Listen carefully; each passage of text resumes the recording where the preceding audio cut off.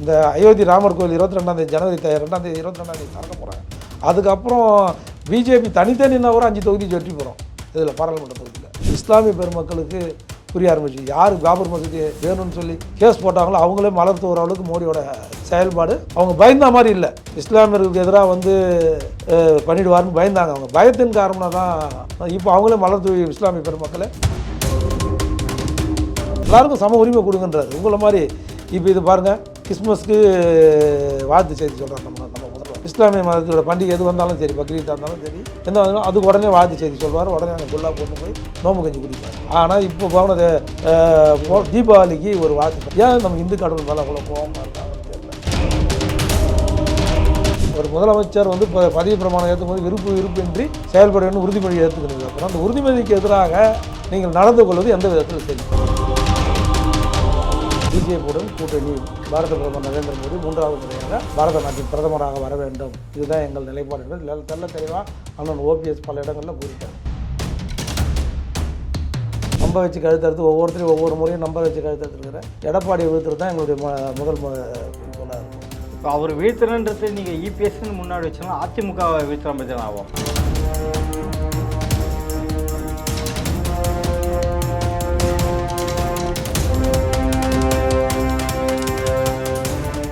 ரேல் one voice நேயர்களுக்கு வணக்கம். இன்றைய நேர்காணலில் நம்மளோடு இணைஞ்சிருப்பவர் அதிமுகவின் நிர்வாகி திரு ஆவின் வைத்தியநாதன் அவர்கள். வணக்கங்க சார். இப்போ பார்த்தீங்கன்னா டிடிவி அவர்கள் நேற்று ஒரு விஷயத்தை சொல்லியிருக்காரு. கூட்டணி குறித்து ஒரு கேள்வி கேட்டதுக்கு நானும் ஓபிஎஸும் வரும் 2024 நாடாளுமன்ற தேர்தலில் இணைந்து செயல்பட போகிறதா அறிவிச்சிருக்காரு. தேசிய கட்சிகள் கூட்டணி குறித்து பின்னர் வரும், அது நீங்களே விஷயத்தை பார்த்துப்பீங்க, அப்போ பிரம்மாண்டமான கட்சிகள் இருக்கலாம்ன்ற மாதிரியான வார்த்தையை சொல்லி முடிச்சிருக்காரு. இல்லை இவரோட கல செயல்பாடு எப்படி இருக்கும்? இவருக்குன்னு ஒரு கட்சி இருக்குது டிடிவிக்கு, ஓபிஎஸ் எப்படி அதில் செயல்படுவார்? இவருக்குன்னு கட்சி எதுவும் அங்கீகாரம் இல்லை, எப்படி ஒரு சாத்தியமாயுது? முதல்ல இல்லை, ஏற்கனவே தேசிய கட்சியோட இது மதிப்புக்கு மரியாதைக்குரிய மாண்புமிகு நரேந்திர மோடி அவர்களுடைய ஏற்றுக்கணும்னு சொல்லி தான் ஓபிஎஸ் அண்ணன் சொல்லிட்டாரு. அப்போ சேர்ந்து பயணிக்கணும்னா இவரும் அந்த பிஜேபி ஆதரவு நிலைப்பாட்டை எடுக்க போகிறாருன்னு மிக விரைவில் எடுப்பாருன்னு நம்ம நம்பலாம். அதுதான் என்னுடைய கூற்று. அவர் ஒரு நிலைப்பாடு ஏற்கனவே எடுத்துட்டார். யார்? தெளிவாக பிஜேபியுடன் கூட்டணி பாரத பிரதமர் நரேந்திர மோடி 3வது முறையாக பாரத நாட்டின் பிரதமராக வர வேண்டும், இதுதான் எங்கள் நிலைப்பாடு என்பது தெளிவாக அண்ணன் ஓபிஎஸ் பல இடங்களில் கூறிட்டார், நேரடியாக கூறிட்டார். அதனால் அப்போ டிடி வித்யநாதன் சார் தேசிய கட்சியான பாரதிய ஜனதாவோட கூட்டணியில் போகிறாருன்னு தான் அர்த்தம். இதில் என்ன சந்தேகம்? இதில் ஓபிஎஸ் களத்தில் எப்படி செயல்பட போகிறார்? இவருக்குன்னு கட்சி சின்னம் அமமுகவுக்கு இருக்குது, தினகரன் அவர்களுக்கும் இருக்குது. இல்லை, ஒரு புதிய கட்சி துவக்கலாம், இல்லைனா இருக்கிற இந்த குக்கர் சின்னத்திலே போட்டியிடலாம், இல்லைனா பிஜேபி அகில இந்திய கட்சியான பிஜேபி சின்னத்தில் கூட போட்டிடுவார் அவர். அது ஓபிஎஸ்க்கான மோஸ் குறையாதா? அதெல்லாம் குறையாது. இப்போல்லாம் எண்ணிக்கை தானே முக்கியம். எம்பி தேர்தலில் எடப்பாடி எவ்வளோ சீட்டு ஜெயிக்கிறாரு, ஓபிஎஸ் மற்ற கட்சியோட சின்னத்தில் நின்னார்னா அது எப்படி சார் ஓபிஎஸோட அப்படி பார்த்தா திருமாவளவன் சார் ஒன்று தான் அவரோட சின்னத்தில் நின்னார். அதே மாதிரி மதிமுக வைகோ ஈரோடு கணேசன் இதில் நிற்கலை, திமுக சின்னத்தில் தான் நின்னாங்க. இதெல்லாம் எண்ணிக்கை தானே முக்கியம். அவங்க கட்சியில் எத்தனை எம்பி இப்போ திருமாவளவன் கேட்டால் என்ன சொல்லுவீங்க? 2 எம்பி நீங்கள் சொல்லுவீங்கல்ல. எந்த சின்னத்தில் நின்னாலும் நம்ம சொல்கிறதில்ல. அவங்க கட்சியோட எம்பி எத்தனை பேர்? இந்த களத்தில் நீங்கள் அட்டாக் பண்ண போகிறது யார் சார்? திமுகவையா இல்லை இபிஎஸ்ஐயா? அதாவது திமுக எங்களுக்கு எதிரி. இபிஎஸ் அண்ணன் மரியாதைக்குரிய எதிர்கட்சி தலைவர் எடப்பாடி அவர்கள் எங்களுடைய துரோகி பெருசாக எதிரி பெருசான்றதை நீங்களே முடிவு பண்ணிங்க. யாரை வீழ்த்தணுன்றதை அதையே எங்கள் வாயால் எதிர்பார்க்குறீங்க? துரோகி தான் முதல்ல வீழ்த்தணும், அப்புறம் தான் எதிரி. நம்ப வச்சு கழுத்தெடுத்து ஒவ்வொருத்தரையும் ஒவ்வொரு முறையும் நம்ப வச்சு கழுத்தெடுத்துருக்கிற எடப்பாடியை வீழ்த்துறது தான் எங்களுடைய முதல் குறிக்கோளாக இருக்கும். இப்போ அவர் வீழ்த்துறன்றது நீங்கள் இபிஎஸ்ன்னு முன்னாடி வச்சோம்னா அதிமுக வீழ்த்துற மாதிரி தான் ஆகும். அம்மாவுக்கு செய்கிற ஒரு துரோகம். அதிமுக அம்மாவுக்கு அப்புறம் அது அண்ணன் ஓபிஎஸ் இருந்த வரைக்கும் ஓரளவுக்கு உயிரோட்டமாக இருந்தது. அதுக்கப்புறம் அண்ணன் ஓபிஎஸ் வெளியேறினதுக்கப்புறம் அது அதிமுகன்னு சொல்ல முடியாது, எடப்பாடி அதிமுகன்னு தான் சொல்லணும். எடப்பாடி திமுக, அது அதிமுக கிடையாது, எடப்பாடி திமுக. எடப்பாடி திமுகவை நாங்கள் எதிர்க்கிறோம். அது அதிருப்தியில் இருக்க உங்களோட நிலைப்பாடு அப்படி இருக்கலாம். ஆனால் பொதுமக்கள் எப்படி பார்த்தாங்கன்னா நீங்கள் இபிஎஸ் எதிராக நீங்கள் செயல்பட்டீங்கன்னா அது கழகத்துக்கும் அம்மாவுக்கு செய்கிற துரோகமாக தானே அது பார்ப்பாங்க. அந்த பொதுமக்கள் இவ்வளோ தெளிவாக பார்க்குறாங்க. இவ்வளோ தெளிவாக பார்த்துருந்தா திராவிட முன்னேற்ற கழகத்துக்கு ஏன் ஓட்டு போட போகிறாங்க பொதுமக்கள்? ஓட்டு வெள்ளத்தில் பார்த்தோம், எல்லாத்தையும் பார்த்தோம், எல்லாம் தென் மாவட்டம் சரி வட மாவட்டம் சரி மக்கள் படாத வேறுபடும். எந்த பொதுமக்களும் அன்றைக்கி 500 ரூபா 1000 ரூபா கட்சியாக போதும்னு நினைக்கிறாங்களே தவிர இவ்வளோ தெளிவாக யோசிச்சுருந்தாங்கன்னா ஏன் இவ்வளோ பெரிய நிலைப்பாடு இவ்வளோ இது வருது சொல்லுங்கள். ஒரு மாற்றம் தேவைன்னு தான் அவங்க பண்ணியிருப்பாங்களே. அது மாற்றம் வந்து பொதுமக்களுக்கு ஏமாற்றமாக முடிஞ்சிச்சு இல்லையா? அன்றைக்கி டிடி தினகரன் சாருக்கு அமித்ஷா அவர்கள் லீலா பேலஸ் ஹோட்டலில் கூறுனா மாதிரி வெடிய வெடிய பஞ்சாயத்து பண்ணார் எடப்பாடிக்கிட்டேயும் அவங்ககிட்டையும். அவர் ஒத்துக்கினார் டிடிவி எடப்பாடி தலைமையை ஏற்றுக்கிறேன்னு. ஒத்துந்தக்கூடாது. ஆனால் அப்படியும் அதிமுக ஆட்சி நீங்கள் சொல்கிற மாதிரி வீழ்ச்சி அடைஞ்சிடக்கூடாது, மீண்டும் 3வது முறையாக அம்மாவோட ஆட்சி வரணும்னு டிடிவி தினகரன் சார் அவர் 45 கேட்டார், 25 கேட்டார், கடைசியாக 13 சீட்டு கூட ஒத்துக்கிட்டார். கொடுத்துருந்தா இன்றைக்கி எடப்பாடி அதிமுக மீண்டும் 3வது முறை ஆட்சி கட்டியில் அம்மாவோட கட்சி அம்மா சொன்ன மாதிரி எனக்கு பின்னாலும் 100 ஆண்டு காலம் இந்த கட்சி இயக்கமும் தொடர்ந்து வெற்றி நிலை போடணுன்னாங்க. வெற்றி நிலை போட்டிருக்கோம். திமுக என்ற தீய சக்தி ஆட்சி கட்டில் வந்திருக்காது. இதுக்கு யார் வழிவகுத்தது? எடப்பாடியோட வீண் பிடிவாதம். அவர் உயரம் அவருக்கு தெரியாது தானே காரணம். அவருக்கு பலம் பத்தலைப்பா. பலம் பத்தலைன்னா கூடுதலாக பலம் கொடுத்தா அந்த பலத்தை ஏற்றுக்கணும் தானே. இதுதானே நிதர்சனம். உனக்கு பலம் அம்மா மோடியா லேடியான்னு கேட்டு மோடி அடித்து வீழ்த்தினாங்க. அது ஒரு காலகட்டம். உனக்கு அம்மா கிட்ட இருக்கிற தைரியம் கேரேஜ் அந்த மாதிரி உங்கள் கையில் இல்லை. மக்கள் சிறுபான்மை மக்களும் சரி பெரும்பான்மை மக்களும் சரி அம்மாவை நம்பினாங்க. ஆனால் உங்களுக்கு நம்பிக்கைக்கு உரிய பாத்திரமா அம்மாவும் நடந்துட்டாங்க. அது மாதிரி நீங்கள் எந்த ஒரு இடத்துலையும் ப்ரூவ் பண்ணலையே.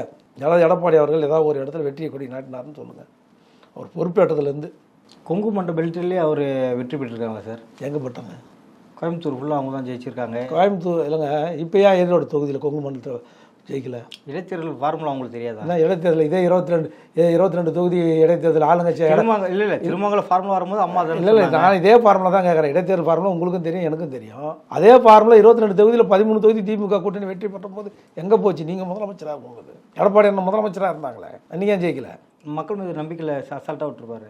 நம்பிக்கைலாம் இல்லை. நம்பிக்கைக்குரிய தலைவராக மக்கள் என்றைக்குமே உங்களை பார்த்ததில்லை. அதுதான் பிரச்சனை. 2ஆம் கட்ட தலைவராக மக்கள் உங்களை ஏற்றுக்கிறதுக்கு தயாராகிறாங்க. முதல் கட்ட தலைவராக உங்களை ஏற்றுக்கிறதுக்கு மக்கள் தயாராக இல்லை. இதுதான். நீங்கள் 200 கோடி ஈரோடு கிழக்கு தொகுதியில் செலவு பண்ணீங்க.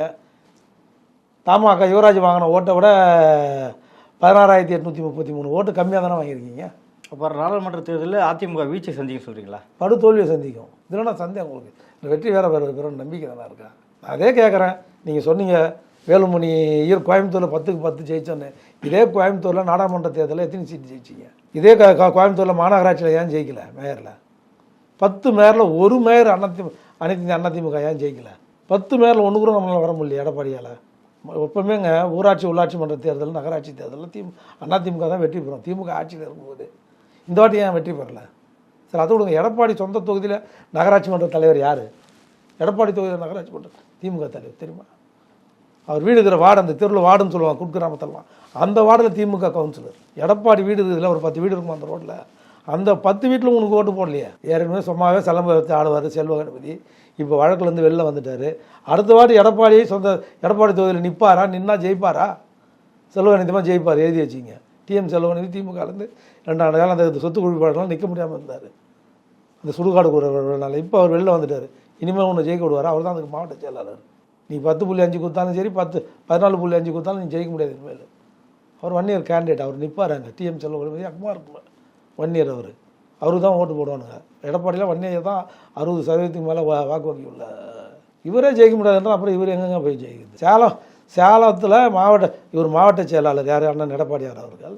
முதலமைச்சர் ஐஏஎஸ்லேருந்து பொதுப்பணித்துறையிலேருந்து வச்சுக்கிற ஒரு பவர்ஃபுல் இலாக்கா வச்சிருந்த முதலமைச்சர். அவரோட இதுலேயும் எம்பி தொகுதி ஜெயிக்கலையேங்க.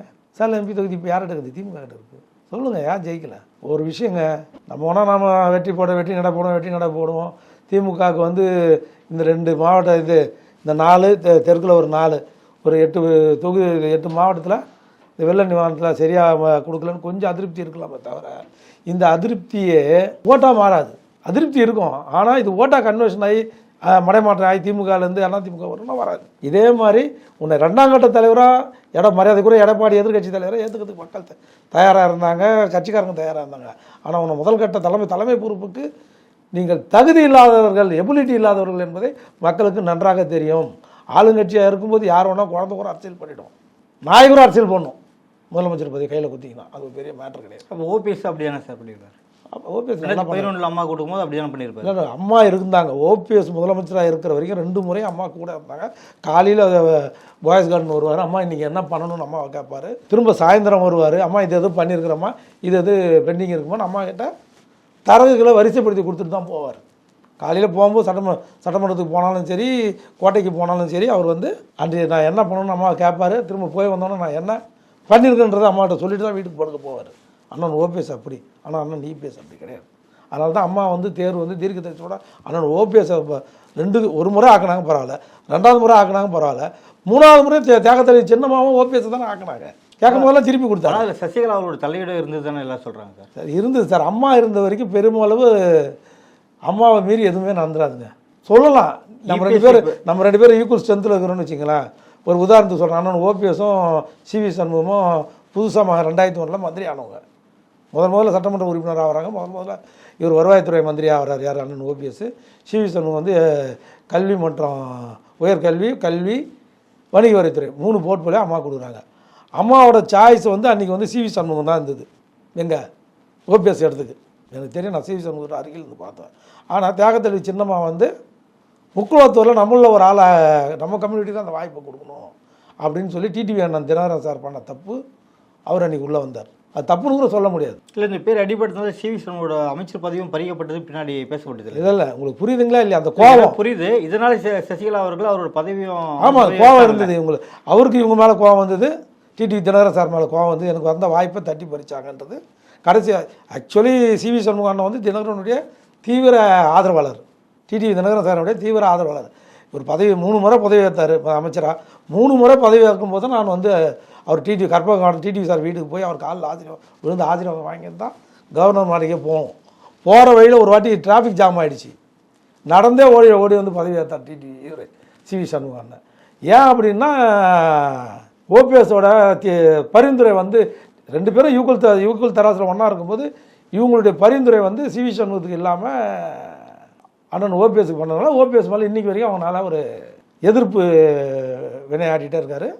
அதனால தான் சிவி சண்முகம் வந்து அங்கே வந்து ஓபிஎஸ் வந்து சிவி சண்முகம் இடத்துல வந்து லக்ஷ்மணன் கொண்டு வந்து மாவட்ட செயலாளர் ஆக்கினார். இபிஎஸ் ஒரு ப்ரெஸ் மீட்டில் என்ன சொல்லியிருக்காருன்னா, நான் எம்பி ஆனது அப்புறம் தான் இவர் கவுன்சிலரே ஆகிறாரு, அப்புறம் தான் இவர் எம்எல்ஏவே ஆகிறாரு, நம்பிக்கைக்குரியவர் நான் தான் அம்மாவுக்கு. கூட்டணியில் அம்மா நினைச்சா வெந்நீராட நிர்மலா அவர்களுக்கு கேட்டு அம்மாவுக்கு எதிராக. வெந்நீராட நிர்மலா யாரு? அவங்க யாருன்னா தெரியுமா? ஜானகி அம்மாவோட கேண்டிடேட்டு. ஜானகி அம்மா யாரு? எம்ஜிஆரோட மனைவி. யார் மனைவி? அஃபீஷியலாக கெசட்டில் யார் மனைவி நீங்கள் சொல்லுங்கள். ஜானகி அம்மா தான் மனைவி. அப்போ ஜானகி அம்மா கேண்டிடேட்னா தப்பா? எம்ஜிஆர் மனைவி ஒரு கேண்டிடேட் கட்சிக்கு நடத்தினா தப்பா? என்ன சொல்ல வரீங்க? அதனால தான் தமிழ்நாடு கஷ்டப்படுறது, புரியுதா? அப்போ தட்டி பறிச்சே தப்பு. மனைவி இல்லை மனைவிக்கும் துணைவிக்கும் அர்த்தம் தெரியாதனால தான் தமிழ்நாடு பல விதத்தில் கலைஞர் சொல்லுவார். என்ன சொல்லுவார்? தயாளம்மா என் மனைவின்னுவார், ராஜாத்தி அம்மா கேட்டால் என் துணைவின்னுவார். இது கோர்ட்லேயே சொன்னார் மரியாதைக்குரிய கலைஞர் அவருக்கு. அதனால் கன்ஃபியூஸ் பண்ணிப்பாங்க மக்கள் சில நேரத்தில். நம்மளுக்கு அழகாக இருக்கிறாங்க பார்க்குறதுக்கு, அது வேறு. இல்லை, அம்மாக்குரிய நம்பிக்கைக்கே அவர் அப்படி சொல்லியிருக்காரு. இல்லை, யார் கூட நின்னா திமுகவில் போய் வெண்ணிராட நிர்மலா நின்று தான் நீங்கள் சொல்கிறது ரைட்டு. அவங்க நின்னது யார்? போடி தொகுதியில் ஜானகி அம்மையாருடைய இதில் நின்னார். அதே மாதிரி இப்போ சீஃப் ஏஜென்ட்டாக அண்ணன் ஓபிஎஸ் நிற்கிறாரு. யார்கிட்ட நிற்கிறாரு? வெண்ணிராட நிர்மலாவுக்கு நிற்கிறாரு. அவங்க யார்? முதலமைச்சரோட மனைவியோட கட்சியில் நிற்கிறாங்க. தலைவரோட அஃபீஷியல் வாரிசு யார்? ஜானகி அம்மா தானே. தலைவருக்கு பிறகு அந்த சொத்து எல்லாம் யார்கிட்ட இருந்தது? அவங்க தானே இந்த ஊழல் எக்ஸிக்யூட்டிவ், அவங்க தானே. அதை விட விடுங்க, அவங்களுடைய தம்பி நாராயணனுடைய பசங்க தான் இன்றைக்கி நிர்வாகம் பண்ணிகிட்டு இருக்காங்க. இந்த எம்ஜிஆர் தோட்டத்தையும் சத்யா 4 பசங்க இருக்காங்க. அந்த 4 பேரும் தான் சத்யா ஸ்டுடியோ, காலேஜ், இங்கே எம்ஜிஆர் நினைவோட எல்லாமே அவங்க தான் இருக்காங்க. அதனால் கட்சியும் ஆட்சியையும் ஜானகி அம்மா அன்றைக்கி கொடுத்தது கரெக்டு தான், யாரும் தப்புன்னு சொல்ல முடியாது. அதனால தான் பெருந்தன்மையாக வந்து ஜானகி அம்மா வந்து கட்சியை நான் இணைச்சிட்றேன்னு சொல்லி இணைச்சாங்க. இணைச்சதுக்கப்புறம் நான் வந்து சேவல் கேண்டிடேட்டு, அவர் வந்து ரெட்டப்போரா கேண்டிடேட்லாம் பேசக்கூடாது. இவர் இருந்தார் இல்லை, அம்மாவுக்கு தெரியாதா? இவர் வந்து சீனியர், நம்ம எம்பி ஆகணும், அவர் கவுன்சிலர் ஆகிறோம், இல்லை அவர் முதலமைச்சர் ஆகணும்னு அம்மா அம்மாக்கிட்ட போய் கேட்க வேண்டியதானே. அம்மா நான் சீனியரு, ஏன்னா நீ வந்து செங்கோட்டையனுக்கு கால் அமைக்கணும் விட்டு தானே இந்த ஆள் தானே நீ. இவர் சொல்கிற அந்த காலகட்டத்தில் இவர் எம்பி செங்கோட்டையனுக்கு செங்கோட்டையனுக்கு கால் அமைக்க விட்டு பதவி வாங்கி வந்தவர் தானே இவர். இவருக்கு அம்மா நேரடியாக தெரியுமா? இவர் எப்போ நேரடியாக தெரியும்? அம்மா 96 வரைக்கும் தெரியுமா? 96 ஏன் தோத்தீங்க? 96 2001 நீங்கள் சட்டமன்ற உறுப்பினராகவே இல்லையா? தெரியுமா? அப்போ அதிமுக பெரிய வீழ்ச்சி தானே சார். செந்தமிழ் சேதாப்பட்டு இந்த தொகுதியோட எம்எல்ஏ செந்தமிழோட போய் 2006 2011 செந்தமிழனுடைய ரூமு வசதி இல்லாமல் செந்தமிழுடைய எம்எல்ஏ ஹாஸ்டலில் ரூம் அவர்கிட்ட கீ வாங்கி இங்கே வந்து தங்கி இருந்தவர் தான் இந்த எடப்பாடி பழனிசாமி. சேலம் ஆவியில் சேர்மனாக இருந்தவர் 95. ஆவின் சேர்மனாக இருக்கும்போது எனக்கு பழக்கம். அவரோட சரித்திரம், அவர் எந்த வீட்டில் இருந்தார், அதெல்லாம் எனக்கு தெரியும். அவர் ஒன்றும் ஒரே விட்டா மிஸ்ஸார்லாம் கிடையாது. அவர் சாதாரண குடும்பத்தை தான். அப்புறம் எதை வச்சு கண்ணை மூடிக்கின்னு நாங்கள் வந்து ஜெயிப்போம் எப்படி ஜெயிப்போம்னு சொல்லுங்கள். நான் சொல்கிறது அரித்மெட்டிக் ஃபார்முலாவை சொல்கிறேன். கூட்டல் கழித்தல் பண்ணி பாருங்கள். எடப்பாடின்னு ஒரு ஃபார்முலா வச்சுருப்பாரு. என்ன ஃபார்முலா? துடு விடுற ஃபார்முலா. அது குத்தும் தான் ஜெயிக்கலையே நம்ம ஈரோட்டில். ஒரு இடைத்தேர்தலையும் ஒரு பொது தேர்தலையும் கம்பேர் பண்ண முடியாது கண்டிப்பாக. இப்போ 5 சட்டமன்ற தொகுதியில் வந்து எலெக்ஷன் வந்தது. அதில் மோடி ஜெயிக்கவே மாட்டார். ஒரு மாநிலத்தில் இருந்தாருங்க. 3 மாநிலத்தில் ஜெயிச்சார். அதை வச்சு தானே இப்போ இதை பற்றி சட்டமன்ற தேர்தலையும் எம்பி தேர்தலையும் ஒன்றா கம்பேர் பண்ண முடியாதுன்னு நம்ம சொல்லுவோம். ஆனால் இப்போ அதுக்கப்புறம் இமேஜ் கூடிடுச்சே. இன்றைக்கி மோடி காலில் போய் எந்த மோடி நீங்கள் வேணான்னு சொன்னீங்களோ மறைமுகமாக தூது விட்டுருக்கீங்க. கூட்டணிக்கு வரேன்னு. இல்லை, ரிசல்ட்டுக்கு அப்புறம் தானே மறுபடியும் அவர் சொல்லியிருக்காரு. பிஜேபியோட ஒட்டும் இல்லை, உறவும் இல்லை. அவ்வளோ நீங்கள் சொன்ன மாதிரி அடுத்த நடவடிக்கை இல்லை அப்படியே லைட்டாக அப்படி கடந்து போனார். ஏன் தீர்மானத்தை கொண்டு வர வேண்டியதானே? பொதுக்குழுவில் ஒரு தீர்மானத்தை கொண்டு வரணுமா இல்லையா? என்ன தீர்மானம்? பிஜேபி மேலே நாங்கள் எடுத்த கூட்டணி முறிவை வந்து பொதுக்குழுக்கு ரேட்டிஃபிகேஷன் வைக்கணுமா இல்லையா? பொதுக்குழு ஏற்றுக்கணுமா இல்லையா? நீங்கள் நீக்கிறது சரியா இல்லை? ஓட்டெடுப்பு நடத்திருக்கணுமா இல்லையா? பொதுக்குழுவில் பிஜேபியோட கூட்டணி வைக்கலாமா? பொதுக்குழு முன்னாடி நடந்த ஒரு டேட்டை சொல்கிறேன். இதெல்லாம் நாங்கள் எடுத்துகிட்ட தீர்மானம். சரிங்க, இது பொதுக்குழு ஆதரவு தெரிவிச்சதா? பொதுக்குழுவில் அந்த தீர்மானத்தை கொண்டு அடிச்சாங்க. எவ்வளோ நாங்கள் பொதுக்குழு தீர்மானம் முதல்ல அந்த பொதுக்குழுவில் ஒரு தீர்மானம் கொண்டு வந்திருக்கணும். என்ன தீர்மானம்? ஆதரிப்போர் ஆம் என்க, எதிர்ப்போர் இல்லை என்கின்ற ஒரு தீர்மானத்தை கொண்டு வந்துருக்கணுமா இல்லையா? பிஜேபி அது மாதிரி ஒரு தீர்மானம் போட்டியா? நீங்கள் தீர்மானம் போடாதனால தான் கேபி முன்சாமி வரலன்னு தான் சொல்லுவேன். அவர் வலியுறுத்தினார், நீங்கள் வரல, ஏற்றுக்கல நீங்கள். சரி, அதுவும் கொண்டு வரல. ஆனால் பொதுக்குழுவில் பொதுவாக கடைசி பொதுக்குழு இது. அதாவது தேர்தலுக்கு வரதுக்கு முன்னாடி ஒரு பொதுக்குழு. பொதுச் செயலாளருக்கு ஒரு அதிகாரம் கொடுப்பாங்க. அது அம்மாவாக இருந்தாலும் சரி, புரட்சி தலைவராக இருந்தாலும் அந்த பதவியில் இருக்கும்போது ஒரு கூட்டணி முடிவு பண்ணுற அதிகாரம் எல்லா கட்சியிலும் பொருளாக கொடுக்குறது. தேமுதிக இது போன கட்சி தேமுதிகாவில் கூட அந்த தீர்மானத்தை முன்மொழிவாங்க. அப்படி இருக்கும்போது நீங்கள் ஏன் உங்களுக்கு அந்த பொதுக்குழுக்கு உங்கள் மேலே நம்பிக்கை இல்லை, பொதுச் செயலாளர் மேலே, அதனால தான் அந்த தீர்மானத்தை கொடுக்கல உங்கள் கையில். அப்படி எடுத்துக்கலாமா? சொல்லுங்கள். நான் கேட்க எல்லா கட்சியிலையும் தொட்டு நடக்கக்கூடியது தானே அது. பொதுச் செயலாளருக்கு கூட்டணி முடிவு பண்ணுற அதிகாரமும் கூட்டணி முடிக்கிற அதிகாரத்தையும் பொதுச் செயலாளர் கொடுப்பாங்கல்ல. இல்லை, தீர்மானம் எடுக்கிற அளவுக்கு ஒன்றும் இல்லையே அப்படின்னு சொல்லி இல்லை, தீர்மானம் எடுக்கிற அளவுக்கு பொதுச் செயலாளர் உன்னை தொண்டனே ஏற்றுக்கலப்பா. நீங்கள் சொல்கிற பொதுக்குழுவே ஏற்றுக்கல, நீங்கள் சொல்கிற செயற்குழு ஏற்றுக்கல. அப்படின்னா நான் உள்ள கூட்டமே வந்துக்கூடாது சார். எந்த செயற்குழு உறுப்பினர் வந்துக்கூடாது. செயற்குழு ஒரு விஷயம்பா, செயற்குழு வரும், பொதுக்குழு வரும். இல்லை, வந்தவங்களை எதிராக ஓபிஎஸ் எதிராக குரலாக கொடுத்துருவோம்.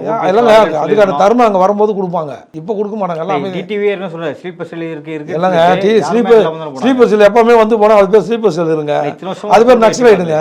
நீங்கள் சொல்ல ஸ்லீப்பர் செல் எப்போ தேவையானோ அப்போ தான் வருவான். இல்லைனா அவன் பாட்டு டெட்டாகி அப்படியே இருப்பான். அவனுக்கான தருணம் வரும்போது தான் ஸ்லீப்பர் செல் வெளில வருவான், உள்ளே இருப்பான். உங்களுக்கு நான் ஒரு விஷயம் சொல்கிறேன். தியாகத்தளி சின்னம்மாட்ட எத்தனை ஸ்லீப்பர் செல்லு நான் வரேன்னு அந்த அம்மாவும் தப்பு பண்ணாங்க. அப்பவும் பண்ணாங்க, இப்பவும் பண்ணுறாங்க. அந்த அம்மா தியாகத்தளி சின்னம்மா என்ன பண்ணுறாங்க தெரியுமா?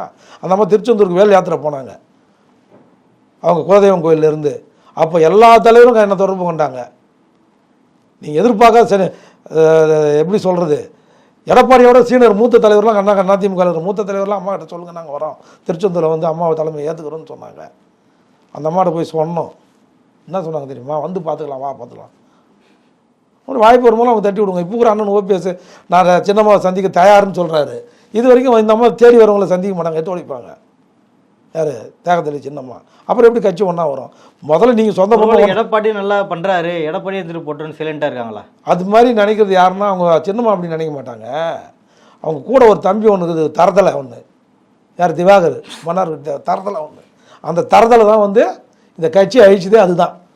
எடப்பாடிக்கிட்ட பணத்துக்கு ஆசைப்பட்டுன்னு அண்ணன் டிடிவி அன்னைக்கு 35 சட்டமன்ற உறுப்பினரோட கட்சி எடுத்து வெளில வந்து கட்சி அவர் கைக்கு வந்திருக்கும், கைப்பற்றிருப்பாங்க. கட்சி ஆட்சி சின்னம்மா தலைமையில் ஏற்றிருக்கோம். இவர் தான் கெடுத்தார். அன்றைக்கி இதே சின்னம்மாவை அவர் பேசாத பேச்சா வாய் கூசுது, பொது வழியில் சொல்ல முடியாது. சொந்த சகோதரின்னு கூட பார்க்காம, மூத்த சகோதரின்னு கூட பார்க்காம அவ்வளோ கேவலமாக பேசினவர். இன்றைக்கி எல்லாம் ஒன்றுக்குள்ளே ஒன்றாயிட்டா அவர் டிடி சார் ஏற்றுப்பாரா? இவங்களா எப்படி ஏற்றுப்பார் சொல்லுங்கள்?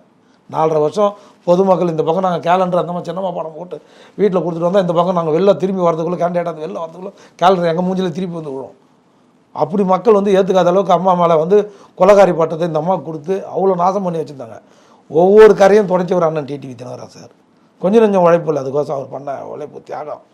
அந்த தியாகத்தெல்லாம் வந்து மதிக்காமல் திரும்ப மீண்டும் வந்து தம்பி தான் ஒன்று தம்பி பின்னாடி போனால் இவங்கெல்லாம் வந்து ஏற்றுப்பாங்களா?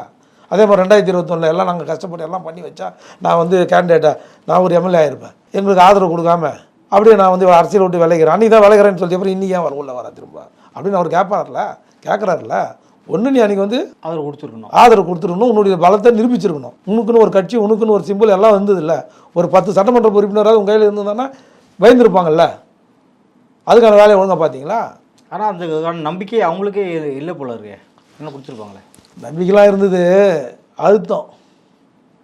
இங்கே ஒருத்தர் அறிவுஜீவி அண்ணன் ஒருத்தர் இருக்கிறாரு, யார், குருமூர்த்தி சார்.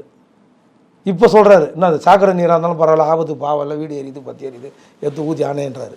யார் அவர்லாம் பண்ண திருவிழா தான் அது. இப்போ அதே குருமூர்த்தி காலில் போய் ஊந்துனுங்கிறாங்க சின்னம்மா. சரி, இப்போ வர 2024 நாடாளுமன்ற தேர்தலில் யாருக்கு சசிகலாவோட ஆதரவு இருக்கும்? வழக்கமாக 2021 என்ன பண்ணாங்களோ அதே தான் இப்போ 2024 பண்ண போகிறாங்க. இல்லை, இப்போ சுற்றுப்பயணம் கோயம்புத்தூர்லாம் சுற்றுப்பயணம் போயிருக்காங்க, ஈரோட்டில் ஆரம்பிச்சிருக்காங்க, பண்ணாங்க. ஸோ அரசியல் பிரவேசம் தானே அதெல்லாம். என்ன எங்கே கூட்டம் இல்லாத இடத்துல போய் பஸ் ஸ்டாண்ட்லேயும் பஜார் ரோட்லேயும் ஜனங்க இருக்கிற இடத்துல வண்டி எடுத்து போய் நிறுத்திட்டு சுற்றுப்பயணம் வெறும் வெற்றுப்பயணம் போயிட்டு வந்தால் ஜனங்க அவங்க மாறிடுவாங்களா? இந்த இப்போ தூத்துக்குடியில் உங்கள் பிஏ உதவியாளர் விட்டு 4 இடத்துல பொட்டலமோ 4 இடத்துல துணியை கொடுத்துட்டா மொத்த பணமும் மக்களும் மாறிடுவாங்க. உங்களால் போய் பாதிக்கப்பட்ட மக்களை போய் நேரடியாக சந்தித்து அவங்களுக்கு நிவாரண உதவி கூட நேரடியாக உங்கள் கையால் வழங்க முடியலன்னா அப்படின்னா நீங்கள் பெரிய தலைவர். அம்மாவே உடம்பு முடியாத போது எத்தனையோ வாட்டி போயிருக்காங்களா இல்லையா? அம்மாவோட நீங்கள் பெரிய தலைவரா? புரட்சி தலைவர் போயிருக்காரா இல்லையா? எவ்வளோ உடல் முதலமைச்சரை பாராட்டணும். எவ்வளோ உடம்பு சரியில்லைனா கூட 4 நாள் கழிச்சு போனார், ஆனால் போயிட்டு வந்தாரா இல்லையா? அவர் உடல் உபாதைகள் எவ்வளோ இருந்தால் கூட போயிட்டு வந்தாரா இல்லையா? மத்தியிலேருந்து நிர்மலா சீதாராமன் வராங்க, கிட்டத்தட்ட உங்கள் வயசுக்கு ஈக்குவலானவங்க. எஃப்எம் ஃபைனான்ஸ் மினிஸ்டர் வராங்க தூத்துக்குடிக்கு. ஏன் உங்களால் என்ன கஷ்டம்? மக்கள் துயராக இருக்கும்போது மக்கள் இதை இருக்கிற பள்ளிக்கரணிக்கும் தோகிற வேலைச்சேரிக்கும் போய் உங்களால் வர முடியலையே, நீங்கள் போய் எங்கே மக்கள் துயரை தொலைக்க போகிறீங்க? இதெல்லாம் மக்கள் கேட்பாங்களா இல்லையா? டிடி தினகரன் சார் ஒரு 4 நாள் 5 நாள் அங்கேயே முகாமிட்டு இல்லை, இவங்க ஆதரவு தெரிவிக்காமல் அவங்க சிலண்டாக இருந்தாலும் சரி, இவங்களோட இணைப்பு இருக்குல்ல சார், ஓபிஎஸ் மற்றும் டிடிவி இணைப்பு வந்து ஒரு குறிப்பிட்ட சமுதாய வாக்குகள் மட்டும் தான் கைப்பற்ற முடியும் ஒன்று இருக்குது. இப்போ சசிகலா ஆதரவு தெரிவிக்கலாம், அந்த வாக்குகளும் கொஞ்சம் இப்போ தடைப்படும் இல்லையா? இவங்க என்ன பண்ணுவாங்கன்னு நான் சொல்கிறேன் கேட்டுங்க. சசிகலாமா அவங்க 2 பேரும் ஒன்று இணைஞ்சா இவங்க வந்து எடப்பாடி கிட்ட தூது விடுவாங்க, நான் உங்க கூட வரேன் சேர்த்துக்குங்க. எடப்பாடி கீழே செயல்படுவாங்களா இல்லை எப்படி வேணாலும் செயல்படுவாங்க. ஏன்னா அங்கே திவாகரன் இருக்கிற வரைக்கும் அதை பற்றிலாம் கவலையே பட தேவையில்லை. டிடிவி சார்கிட்ட தான் இன்றைக்கி கட்சி கிளைக்கழகத்திலேருந்து ஒன்றிய கழகத்திலேருந்து மாவட்ட கழகத்திலேருந்து நகர கழகத்திலேருந்து எல்லாமே கட்சி இதுவாக வச்சுருக்காரு. ஒரு சிஸ்டம் இருக்குதுன்னா அது பிஜேபியில் கூட அந்த சிஸ்டம் இல்லை. இவர் கையில் அந்த சிஸ்டம் கையில் இருக்குது, கீழ்மட்டம் வரைக்கும் இருக்குது. அதில் கம்மி தாசி இருக்கலாமே தவிர ஆனால் சிஸ்டம் ரெடியாக இருக்குது. ஈஸியாக டிடிவி சார் கூட இப்போ ஒரு பிஜேபி கூட்டணி வைக்குதுன்னு வச்சிங்களேன், வெற்றி பெறக்கூடிய பிரதமர் வேட்பாளராக இருக்கிற நரேந்திர மோடி வைக்கிறதுனா கண்டிப்பாக ஒரு 10 தொகுதி ஈஸியாக டெல்டா மாவட்டம், திருச்சி, தென் மாவட்டங்களில் ஈஸியாக வெற்றி பெறுவாங்க. இந்த அயோத்தி ராமர் கோவில் 22 ஜனவரி 22 திறக்க போகிறாங்க. அதுக்கப்புறம் பிஜேபி தனித்தனின்னா கூட 5 தொகுதி வெற்றி பெறும் இதில் பாராளுமன்ற தொகுதியில். அந்த அளவுக்கு நான் மோடியோட மவுசு வந்து மக்களுக்கு புரிய ஆரம்பிச்சிச்சு, இஸ்லாமிய பெருமக்களுக்கு புரிய ஆரம்பிச்சு. யார் பாபர் மசூதி வேணும்னு சொல்லி கேஸ் போட்டாங்களோ அவங்களே மலர்த்து வர அளவுக்கு மோடியோட செயல்பாடு. அவங்க பயந்த மாதிரி இல்லை, இஸ்லாமியர்களுக்கு எதிராக வந்து பண்ணிடுவார்னு பயந்தாங்க. அவங்க பயத்தின் காரணமாக தான் இப்போ அவங்களே மலர் தூவி இஸ்லாமிய பெருமக்களை அந்த இதில் டெஸ்ட்டில் இருக்கிறவங்களே மலர் தூவி வர இருக்கிற அளவுக்கு காலங்கள் மாறி வருதுன்னு சொல்ல வரேன். இவங்களுடைய இந்த சனாதன எதிர்ப்பு, இந்த இஸ்லாமிய மதத்தை எதிர்ப்பு, கிறிஸ்துவ மதத்துக்கு எதிராக மோடி இருக்கிறார், இதெல்லாம் இல்லை. அவர் யாருக்குமே எதிராக இல்லை, எல்லாரும் சமமாக இருக்கார், எல்லாருக்கும் சம உரிமை கொடுங்கன்றார். உங்களை மாதிரி இப்போ இது பாருங்கள், கிறிஸ்மஸ்க்கு வாழ்த்து செய்தி சொல்கிறார் நம்ம முதல்வர். அதே மாதிரி இஸ்லாமிய மதத்தோட பண்டிகை எது வந்தாலும் சரி, பக்ரீத்தாக இருந்தாலும் சரி, எந்த வந்தாலும் அதுக்கு உடனே வாழ்த்து செய்தி சொல்வார், உடனே அங்கே குல்லா போட்டு போய் நோம்பு கஞ்சி குடிப்பார். ஆனால் இப்போ போனது தீபாவளிக்கு ஒரு வாழ்த்து சொல்லுவாங்க. ஏன் நம்ம இந்து கடவுள் மேலே அவ்வளோ கோபமாக இருக்காங்கன்னு தெரில.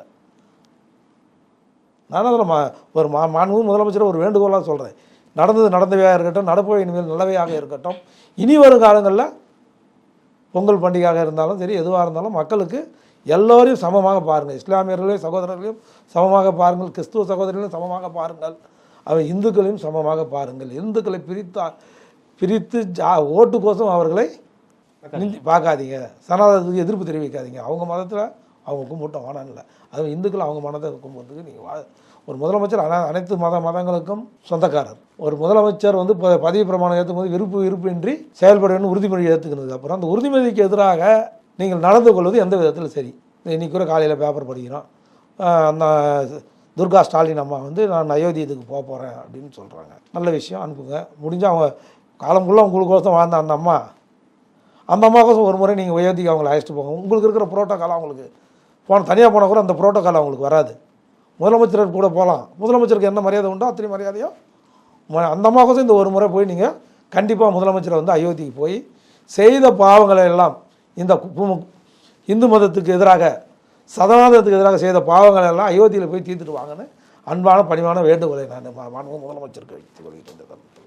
அரசியல் குறித்து பல்வேறு கேள்விகளுக்கு தெளிவாக பதில் சொன்னதுக்கு மிக்க நன்றி. நன்றிங்க.